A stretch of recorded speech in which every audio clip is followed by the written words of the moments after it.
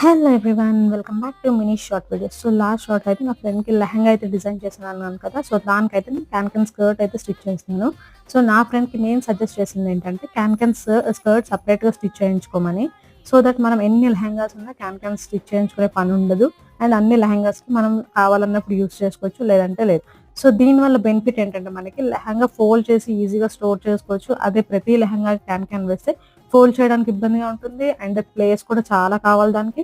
And plus ironing కూడా ఇబ్బందిగా ఉంటుంది. సో నేనైతే 4 meters cotton fabric and 4 meters can తీసుకున్నాను.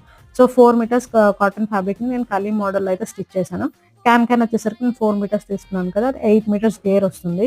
సో ఈ లెహంగాకి అయితే నేను 20 ఇంచెస్కి అయితే మొత్తం మార్క్ చేసేసుకొని, సేమ్ క్యాన్ కూడా 20 ఇంచెస్ పెట్టుకొని మొత్తం అయితే ప్లీట్స్ పెట్టుకొని స్టిచ్ చేసేసుకున్నాను. సో క్యాన్ స్టిచ్ చేశాక కంప్లీట్ అయ్యాక లెహంగా మీరు వేసుకుంటే డిఫరెన్స్ ఏంటో మీకు నెక్స్ట్ వీడియోలో చూపిస్తాను. అంతవరకు స్టే ట్యూన్.